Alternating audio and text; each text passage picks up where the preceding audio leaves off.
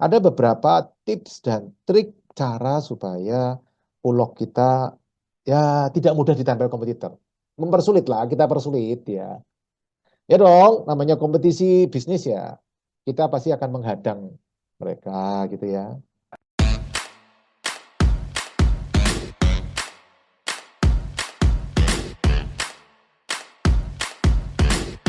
Halo teman-teman, kita ketemu lagi. Terima kasih yang sudah hadir.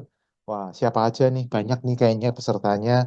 Untuk pertanyaan berkaitan dengan materi kita hari ini mencari lokasi untuk minimarket, saya mulai jawab pertanyaan dari teman-teman. Oke, pertanyaan pertama, Pak, bagaimana cara kita mengatasi WA? Kan ke teman-teman nge-WA ke FM nih, tapi tidak dikunjung dibalas. Wah, ini ya kalau saya sih melihatnya FM itu ya orangnya beda-beda. Ada yang cepat respon, ada yang mungkin dia lagi sibuk, ada yang sibuk terus lupa respon. Nah, itu bisa terjadi, teman-teman. Jadi ya ini adalah ujian pertama. Ya, ujian pertama kita untuk mengajukan lokasi. Saya dulu juga gitu, tapi lama-lama setelah kenal akrab, apalagi kalau sudah punya toko gitu ya, hubungannya lebih akrab, teman-teman. Oke, mudah-mudahan menjawab ya pertanyaan pertama ini. Pertanyaan kedua, dengan kondisi tanah di Jabodetabek yang mahal, ada masukan area mana yang bisa untuk membangun minimarket? Jabodetabek secara umum tanah tidak mahal. Yang mahal itu Jakarta, Pak. Kalau Jabodetabek enggak, Tangerang masih banyak tanah-tanah yang murah. Depok, Bogor, Bekasi masih banyak tanah-tanah yang murah. Tapi Jabodetabek ada masalah. Apa itu masalahnya? Iya, UMR. UMR-nya Jabodetabek ini mengerikan. Jadi kalau teman-teman mau buka Jabodetabek ya teman-teman harus hati-hati memilih lokasi dengan tepat. Jangan sembarangan buru-buru, jangan buru-buru. Istilahnya kita seperti sniper, ya kan? Nah, sekarang film favorit saya kan judulnya Enemy at the Gates, film Hollywood ya Barat. Ceritanya kan Perang Dunia Kedua, Soviet diserbu sama Jerman, sudah hampir kalah.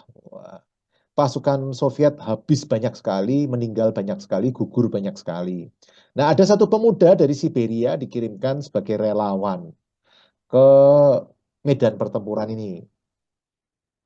Medan pertempuran Perang Dunia Kedua di kota Stalingrad. Perintahnya atasan jelas, tidak boleh kalah. Pasukan mau habis berapapun, nggak apa-apa. Yang penting kota tidak boleh jatuh ke tangan musuh. Nah, yang dilakukan Vasili ini menarik, teman-teman. Menarik karena ternyata dia berhasil survive, bahkan diberi penghargaan oleh pemerintah Soviet. Kenapa? Karena strateginya Vasili adalah ketika berperang menjadi sniper, teman-teman. Jadi dia nunggu ketika ada tentara Jerman lewat, tembak, das. Yang ditembak cuma satu doang. Karena sniper kan nggak bisa dedet-dedet gitu, nggak bisa ya. Satu, das. Yang ditembak komandannya, teman-teman. Jadi dia selalu nyari komandannya. Kenapa? Karena menurut dia yang paling penting komandannya. Nah, teman-teman sama. Kita nyari properti juga seperti itu. Kalau semua kita tembakin, iya kalau pelurunya teman-teman unlimited. Kalau pelurunya limited, terbatas seperti saya, oh ya kita harus jadi sniper seperti Mister Vasili tadi. Nggak bisa bermain properti, invest properti seperti Rambo gitu, dadadadada, tembakin semua, nggak bisa lah itu. Kalau pelurunya unlimited ya bisa. Tapi kalau pelurunya terbatas harus benar-benar presisi. Ya, jadi untuk Jabodetabek harus benar-benar hati-hati. Tapi kalau daerah mana, oh masih banyak. Cuman UMR-nya itu loh. Oke, pertanyaan ketiga. Apakah daerah yang sudah moratorium kemungkinan suatu saat akan dibuka lagi? Oh mungkin dong Pak. Ada kok saya pernah dapat lokasi seperti ini. Punya minimarket saya di daerah yang moratorium. Eh, ganti bupati, ganti peraturan, izin dibuka lagi, walaupun terbatas. Tapi dibuka waktu itu. Jadi ada kemungkinan suatu saat dibuka lagi, ada. Tapi yang dibuka ada kemungkinan ditutup, ada. Jadi, tapi lebih banyak memang izin itu semakin lama semakin sulit. Jadi teman-teman berbahagialah yang sudah punya minimarket. Nah, yang sudah punya minimarket, yuk kita doain biar izin semakin lama semakin susah, biar cepat ditutup gitu kan. Yang belum punya stres ya, yang sudah punya toko, iya tepuk-tepuk. Ya teman-teman, izin itu akan semakin lama semakin sulit. Saya sudah merasakan. Dulu gampang sekali, tambah lama tambah sulit, tambah sulit, tambah sulit. Nah saran saya teman-teman, kalau memang teman-teman pengen cari minimarket waralaba, cepetan cari. Walaupun tetap ya hati-hati ya, jangan terus ngawur, enggak. Kalau teman-teman sudah dapat lokasi, teman-teman japri saya, ini khusus komunitas Pipo loh ya, enggak untuk orang luar. Nah, nanti saya kasih masukan. Ya, oke, lanjut, lanjut, lanjut. Nomor 4, posisi mencari ulok sekarang yang sulit Pak bagi pemula. Kadang kita cocok lokasi, tapi Indomaretnya tidak ACC. Ya berarti nggak cocok Pak lokasinya. Mau tanya ulok yang di ACC Indomaret keberhasilannya berapa persen ya Pak? Mau tanya ulok yang di ACC Indomaret. Oh, saya ngajuin 20 cuma disetujuin satu Pak. Dulu, waktu belum ngerti medannya seperti apa. Kalau sudah ngerti kriterianya, lama-lama hafal, ya ngajuin 10 ya mungkin 5 atau 7 disetujui. Ya, tapi saya justru sangat menghargai ketika Indomaret ataupun Alfamart ya tidak ACC lokasi yang memang tidak layak. Jangan dipaksain. Nanti kita udah keluar investasi gede-gedean, bangun sipilnya, bangun toko, peralatan, ternyata tokonya memang jelek karena dipaksain. Jangan. Kalau saya mending ya jelek lah cari yang lain. Indonesia masih luas, Pak. Dari Sabang sampai Merauke, tenang aja. Ya, jadi masih oke, menurut saya masih memungkinkan untuk cari lokasi dan bagus.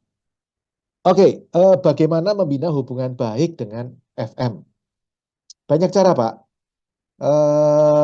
Bisa dengan ngobrol-ngobrol, kirim lokasi, atau ya membahas tentang lokasi gitu ya. Bisa dengan cara seperti itu. Oke, saya lanjutkan pertanyaan berikutnya. Pak, kalau jalan di desa, Kabupaten, Tangerang, sudah ada alamatnya nggak saya bacain ya. Sudah ada bangunannya, dan deretannya sudah Alfamart, sudah ada Alfamart. Apa perlu cek zonasi? Oh ya perlu, Pak. Zonasi kan tetap dicek apakah daerah ini sudah ada perubahan zonasi atau belum. Siapa tahu dulu diperbolehkan bikin ruko. Tapi sekarang karena dekat situ mau ada jalan tol, nggak boleh bangun, PBG-nya nggak keluar. Tetap Pak, tetap perlu izin zonasi. Pak, kalau FM di WA lama nggak bales, lalu bales juga sepotong-potong. Bagaimana kalau ditemui, ditungguin di tempat office-nya? Boleh, kan office-nya ada. Jadi memungkinkan kok ke datang ke office-nya, diperbolehkan. Itu sah. Ya, Pak Henry ya. Saya pun dulu awal-awal juga sering ke kantor franchisor Indomaret, Alfamart gitu ya. Tapi kalau sudah akrab memang lebih mudah. Oke, Pak Jim, Pak Ulok di pertigaan apakah bagus? Lokasi tersebut berjarak 200 meter dari objek wisata dan menjadi salah satu akses jalan besar. Trims, Pak. Ya dilihat, Pak. Kan nggak bisa ngomong general gini, nggak bisa. Ya, secara umum oke, tempat wisata itu bagus. Karena, tapi ya tempat wisata nanti dilihat lagi tempat wisatanya rame nggak. Kalau tempat wisatanya sepi ya nggak bagus lah Pak. Jadi susah lah ngomong kayak gini nih. Menurut saya mendingan uloknya aja, Google Maps-nya dikirim ke saya. Nanti kita diskusi ya. Tapi tolong ya kalau kirim ke saya ulok, pastikan. Satu, perizinan sudah nanya FM. Jangan kita diskusi panjang lebar 3 hari 3 malam, ternyata izinnya nggak boleh Pak. Dah, capek deh. Ya, terus yang standar-standar juga diberesin dulu ya, seperti luas, lebar, harga, sertifikat, jarak antar toko, itu diberesin dulu. Ngapain kita capek-capek mikir, nanti teman-teman ternyata ngomongnya, iya Pak harganya 5 miliar. Ya, udah capek-capek mikir. Ya, gitu ya Pak Jim. Lanjut, Aneke. Pak, saya pribadi lokasi cukup mudah didapat. Tapi yang nggak mudah dapat modal atau investor ataupun pinjaman bank. Sudah 3 lokasi saya gugur dari harganya 2,5, dapat lagi 2 M turun 1,5. Tapi pinjamannya agak sulit, ada solusi. Yakin dapat lokasi gampang nih. Lokasi yang sesuai kriteria loh, bukan cuma lokasi yang asal dijual. Kalau lokasi yang sesuai kriteria butuh skill saya. Saya nggak yakin kalau ada orang ngomong mudah itu nggak yakin saya. Tapi kalau lokasi asal, wah ya gampang Pak. Kan tadi kayak sniper itu, tunggu komandannya lewat. Jangan semua yang lewat ditembakin, habis pelurunya nanti. Oke, pinjaman lain kali kita bahas. Hari ini kita bahas tentang ulok saja. Pak Widiarto, saya barusan GO, terus ada lagi punya lokasi baru yang mau saya ajukan ulok. Kira-kira waktu idealnya kapan ajukan lokasi lagi? Kalau pendapat saya, diajukan setelah toko Pak Widiarto yang baru buka hari ini atau kemarin minggu ya. eh Udah dianggap bagus. Ya.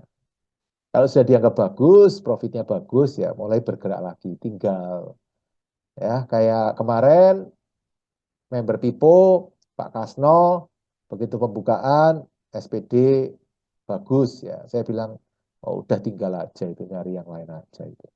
Jalan aja terus. Seperti Pak Sugeng di Jawa Tengah, ya kan? Begitu ketemu saya tanya, oh tokonya bagus Pak. Udah ditinggal segera bergerak ke toko kedua. Ya, oke. Lanjut pertanyaan, apakah memungkinkan Pak mendapatkan pendanaan modal full dari bank untuk properti, biaya franchise, dan lain-lain? Karena biasanya appraisal dari bank hanya memungkinkan untuk properti saja, tidak untuk biaya franchise dan lain-lain. Siapa bilang? Coba di workshop, ayo. Sudah ikut workshop atau belum ini? Kok masih pertanyaannya seperti ini, Pak? Ya, lagian hari ini kita bahas tentang ulok ya, tidak bahas tentang bank. Dari Talita. Pak, izin tanya, setahu Bapak di daerah Banyumas, Purwokerto, Cilacap, Purbalingga masih bisa dibuka Indomaret, Alfamart atau tidak, Pak? Setahu saya bisa. Setahu saya bisa salah, tapi setahu saya bisa. Pak Andreas Wibowo, Pak, pandangan Pak Pipo mengenai Family Mart bagaimana, Pak? Di Surabaya mulai banyak, izin minimarket kok bisa ya? Apa dibatasin? Di Surabaya mulai banyak. Izin minimarket kok bisa ya, Pak? Apa yang dibatasi hanya Indomaret, Alfamart? Oh, Surabaya. Minimarket, saya nggak hafal. Surabaya aturan mainnya gimana? Eh, tapi setahu saya Surabaya tidak tertutup loh. Ada, terbuka. Setahu saya terbuka, cuman memang ya zonasinya disesuaikan, tidak bisa sembarangan. Dan setahu saya akan lebih bagus kalau franchise, karena franchise ini kan disupport oleh pemerintah karena termasuk salah satu cara demonopoli ya kan. Kalau yang punya perorangan-perorangan seperti saya ini kan ya kaum umbi-umbian kayak saya ini kan jadi demonopolisasi. Jadi tidak dimonopoli di satu tangan, tapi banyak orang bisa sama-sama memiliki. Jadi setahu saya sih enggak ya. Tapi ya lebih baik ngobrol ke franchise manager untuk lebih detail. Saya nggak hafal detail-detail satu persatu daerah-daerahnya. Pak Anton, kalau ulok bekas toko kelontong atau minimarket bisa diajukan ulok atau tidak, Pak? Ya bisa. Kalau memenuhi syarat ya bisa, toh, Pak. Kenapa nggak bisa? Ya, apa yang membuat tidak bisa? Kan yang mesti dilihat luasnya, lebarnya, perizinannya, mau itu tanah kosong, toko kelontong, minimarket, apapun no problem gitu loh. Tergantung titiknya, ya. Wah, ini udah jawab banyak nih ya. Pak Ujang Hidayatullah, berapa luas minimal ruko untuk GO Indomaret? Ah, itu ada di materi workshop, Pak. Silahkan dibuka lagi. Lanjut. Pak, saya ada toko yang surplus sudah baik, tapi lalu ada kompetitor, setelah itu profit turun banyak. Ini baiknya gimana ya, Pak? Mungkin Bapak ada pengalaman. Oh, sering. Toko saya ditempel kompetitor sering. Nah, kalau saya sih memang selama ini punya batas minimal gitu loh. Jadi misal ya, toko saya profit 25 juta, misal. Nah, itu yang saya jadikan patokan. Kalau di atas itu karena tidak ada kompetitor, ya dinikmati aja. Begitu ada kompetitor, ya balik lagi ke angka 25, ya sudah. Saya sih no problem karena memang dari awal setting targetnya di situ. Nah, tapi kalau kondisinya bagaimana? Tentu Pak, ada beberapa cara yang bisa kita lakukan untuk menjaga supaya kita dapat ulok, karena topiknya hari ini itu ulok ya. Ulok itu usulan lokasi. Supaya ulok kita itu tidak mudah untuk ditempel kompetitor. Ada beberapa tips dan trik cara supaya ulok kita ya tidak mudah ditempel kompetitor. Mempersulit lah, kita persulit ya. Ya dong, namanya kompetisi bisnis ya. Kita pasti akan menghadang mereka gitu ya. Ada beberapa hal yang perlu diperhatikan saat memilih ulok. Satu, pilihlah daerah yang strategis. Titik yang strategis, bukan daerah ya. Titik yang strategis. Kedua, syarat-syarat yang sudah saya sampaikan di workshop itu diterapin, Pak. Kan ada 30 poin. Dari situ, Pak, dari situ baru kita cari alternatif lain. Selain itu juga begitu buka toko, kita harus sadar bahwa kompetitor anytime bisa datang, Pak. Jadi sebelum kompetitor datang, ya kita mempersiapkan diri dengan cara melengkapi fasilitas-fasilitas yang ada di toko. Sehingga ketika kompetitor datang, semua fasilitas itu sudah ada di posisi kita, Pak. Itu, Pak Jonathan. Ya, turut prihatin, tapi mudah-mudahan turun banyak, tapi masih profit ya, Pak ya. Atau kalau tokonya memang lokasinya bagus, biasanya profitnya akan naik kembali, Pak. Itu hanya awal-awal orang pengen coba toko baru. Gitu, Pak Jonathan. Pak Hamzah Gunawijaya.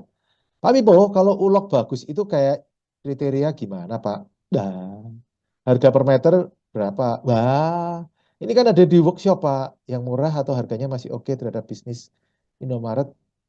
Eh, Saran saya di workshop Bapak riset, Pak. Ngulang lagi, nanti dijelasin di situ. Oke, Bu Sylvia. Menurut Pak Pipo, untuk pemula, menurut Pak Pipo lebih aman ambil take over yang sudah susah tumbuh, ya karena toko sudah jalan, susah tumbuh, atau GO, Grand Opening, dan tempel kompetitor, karena biasanya Indomaret Alfa selalu bersebelahan. Saya termasuk yang lebih suka Grand Opening, buka dari awal. Kenapa? Karena tanahnya murah, propertinya masih murah, kemudian tokonya juga tumbuh, sehingga profitnya tambah lama tambah naik terus. Saya lebih senang itu. Dan tapi saya senang GO Grand Opening yang tidak tempel-tempelan dengan kompetitor. Saya itu paling pusing ya teman-teman begitu ada ngomong, Pak ini ada lokasi bagus Pak. Menurut Pak Pipo gimana? Kan biasa saya tes. Kenapa bagus?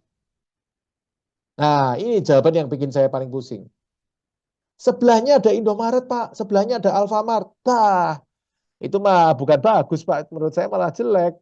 Yang bagus itu tidak ada kompetitor, kuenya gede. Nah, itu bagus. Kalau ada kompetitor, ya kuenya segitu-segitu aja, Pak. Oke,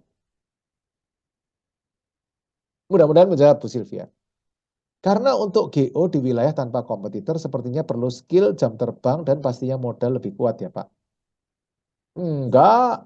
Kemarin Pak Slamet buka itu bulan pertama langsung 30 juta, 6 bulan terima 210 tuh. Wow, lezatnya. Bisa, bisa. Menurut saya kalau tepat itu bisa. Nah, saya lihat yang berhasil itu yang gigih, ikutin gigih sambil ngikutin kriteria yang sudah saya sampaikan. Nah, fokus saja di situ. Dan biasanya ketika kita gigih, kita hati-hati, hasil tokonya bagus-bagus. Pak dokter di Tri di Cirebon kan juga itu 50 juta sebulan waktu awal-awal buka loh. Nah, cari toko-toko yang seperti itu. Ya, perlu skill? Oh iya, perlu belajar. Modal? Ya, itu plus minus lah, tergantung keyakinan masing-masing. Yakin nggak dengan lokasinya? Oke, Pak Siswantoro. Pak Pipo, kalau Ulok di dekat perempatan atau daerah ring road, apakah Indomaret bisa jalan sesuai pengalaman Pak Pipo? Ya, tergantung toh Pak. Perempatannya seperti apa? Perempatannya nggak boleh masuk, Pak. Ada tembok-temboknya, ya nggak bisa toh Pak. Titik tergantung titiknya Pak. Saya nggak bisa kalau jawab seperti ini terlalu umum sekali Pak. Ya, Pak Siswantoro. Pak Luki, kalau yang dikatakan under value itu diketahui pada saat disurvei oleh franchisor ya Pak, bukan saat kita hunting properti. Sebenarnya yang paling benar under value itu diketahui ketika disurvei oleh KJBP atau appraisal Pak. Tapi kalau sudah sering cari properti, dari awal kita sudah ngerti, oh ini properti under value nih. Kalau sudah sering nyari properti Pak. Gitu ya Pak. Lanjut ya tentang ulok ya. Saya mau bahas tentang usulan lokasi. Metaliu, Liwe, ya. Ada lokasi tepat pertigaan jalan, tapi belakang ruko. Persis, sudah ada makam. Makam. Sebelah kanan ada biru sekitar 500 meter. Biru. Sebelah kiri ada merah. Waduh, menurut Pak Pipo gimana? Ini ada beberapa yang jadi perhatian saya. Satu, ada makam. Makam ini nanti cari kreditnya setengah mati, Pak. Karena banyak bank tidak mau membiayai properti yang ada makamnya. Satu. Nah, terus sudah ada 500 meter, ada Indomaret. Sebelahnya ada Alfamart. Cari properti lain aja, Pak, kalau saran saya. Nggak usah dipaksain untuk buka minimarket. Atau kalau properti itu udah milik Pak Metaliu, ya cari alternatif selain minimarket. Masih banyak kan alternatif-alternatif lain, tidak harus minimarket. Ya, gitu ya Pak. Pak Bondan, selamat malam Pak Bondan. Pilih mana Pak? Traffic tinggi, penduduk agak jarang. Atau penduduk padat tapi traffic rendah. Di tempat saya untuk dapat keduanya sudah mahal. Biar minimalis, modal ngejar komodonya dapat semua. Tetap Pak, kalau saya nyarinya traffic tinggi, penduduk padat. Oh, sudah mahal, Pak. Cari yang belum mahal. Wah, susah, Pak. Ya, diusahakan cari. Bisa. Saya di Jakarta juga masih bisa loh, Pak. Ya tentu nggak di Jakarta Tengah, di Monas-Monas, di Monas yang enggak lah, Pak. Ya, Jakarta coret-coret sedikit lah, pinggir-pinggir lah. Ya, jadi masih memungkinkan, Pak. Saya dulu pernah ngomong, Jogja, wah, udah susah itu cari ini untuk lokasi untuk minimarket di Kodia Jogja. Enggak, ada juga yang dapat. Mbak Fuah di situ dapat 5 toko, harganya juga tanahnya masih murah-murah. Tentu bukan di Jalan Malioboro ya, enggak lah. Ya mungkin agak pinggir-pinggir sedikit tapi masih Kodia, masih bisa. Jadi menurut saya jangan ngomong nggak bisa, Pak. Ada. Cuman susah atau gampang. Itu ya Pak ya. Suryati, Bu Suryati. Pak, kalau misal rencana buka Indomaret di perumahan, cara supaya mereka tidak terima kompetitor lain bagaimana? Apa perlu surat keterangan mereka atau kasih batas berapa tahun? Ya, saya biasanya seperti itu. Minta surat eksklusif dari perumahannya. Ada perumahan yang mau kasih, ada yang enggak. Caranya tahu gimana yang mau? Ya, ntar kapan-kapan kalau ngopi-ngopi kita kasih tahu rahasianya. Ya, ntar kalau enggak, developer-developer yang dengerin ini pada, wah berarti rahasianya gitu ya Pak Pipo. Pak Pipo. Janganlah. Ya, Pak Jenis.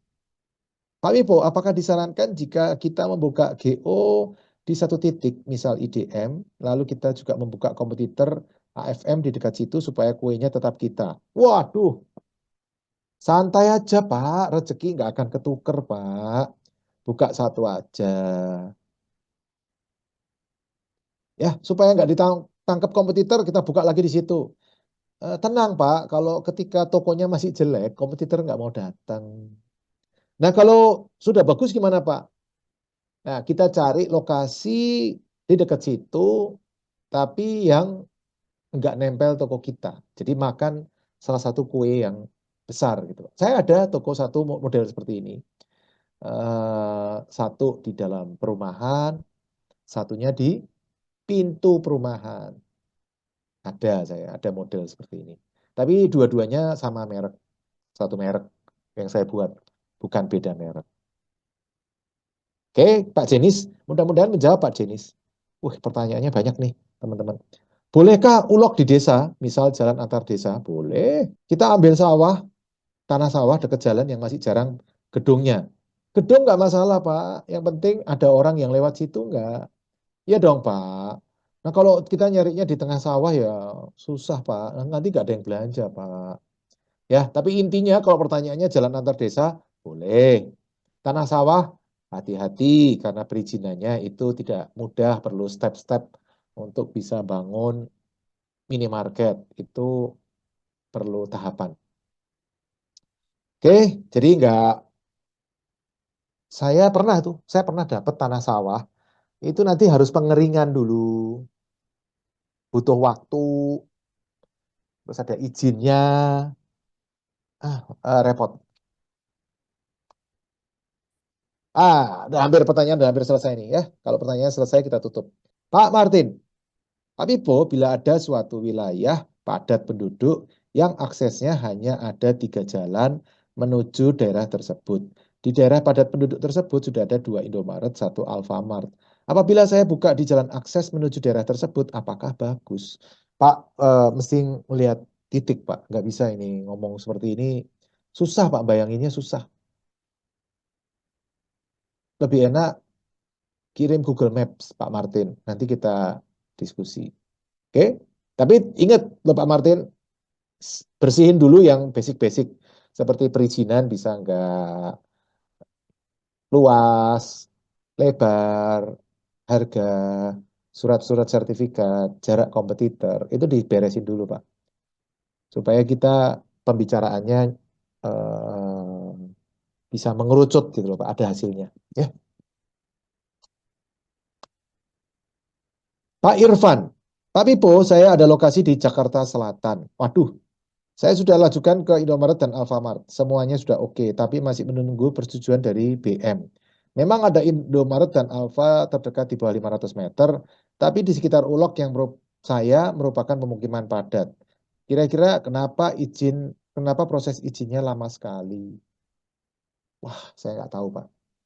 Ada problem apa ya? Jakarta Selatan, apakah peruntukan titiknya itu untuk komersil? Kalau ternyata titik itu peruntukannya untuk pemukiman residensial, ya harus atur-atur cek izin dulu kan dia. Jadi butuh waktu, Pak Irfan. Ya, tapi saran saya Pak Irfan, kita japri-japrian mengenai lokasi itu sebelum Pak Irfan melangkah ya. Ya, saya tidak menjamin kalau sudah saya oke terus tokonya jadi bagus, enggak. Saya juga bisa salah. Tapi minimal kalau saya memberikan masukan kan ya tinggal dipikirin benar atau tidak masukan dari saya. Oke, lanjut Pak Budi. Pak, kalau saya ngikutin kriteria yang ada di workshop dan untuk mengetahui potensi pasar lokasi tersebut, apakah saya serahkan atau tanya FM-nya? Karena dia tahu SPD lokasi tersebut. Gini Pak, biasanya ada FM yang mau jawab, ada yang tidak. Nah, kemudian diminta bayar komitmen fee 4 juta. Nah, maksud saya, sebelum teman-teman melangkah ke komitmen fee, sayang kan kalau 4 juta hilang. Kita ngobrol dulu mengenai ulok ini, Japrian aja. Nanti saya kasih masukan. Menurut saya pantas nggak lokasi ini dimajuin. Kalau lokasi ini pantas dimajuin, baru kita majuin. Tapi kalau nggak pantas, jangan dipaksain. Maksud saya gitu, Pak Budi. Oke, teman-teman, terima kasih atas waktunya. Nanti kapan-kapan kita ketemu lagi ya. Bulan depan kita Q&A lagi, topiknya kita cari yang lain lagi. Semoga sukses, semoga sehat, bahagia. Pokoknya selalu yang terbaik untuk teman-teman. Untuk yang daftar ke mini gathering, baik online atau offline, silahkan klik di chat, itu ada linknya. Kalau lupa ya bit.ly gitu ya, bit.ly/kumpul pipo. Atau teman-teman lihat di grup WA. Sudah saya tulis di grup WA, nanti kita tulis linknya di sana. Semoga sukses selalu. Salam Passive Income Property. Terima kasih telah mengikuti video hingga selesai. Untuk yang belum subscribe, ayo subscribe channel Pipo Hargianto dan klik lonceng notifikasi untuk mengikuti video-video selanjutnya. Teman-teman juga bisa mengikuti seminar-seminar gratis yang saya bagikan. Silakan daftar melalui nomor berikut.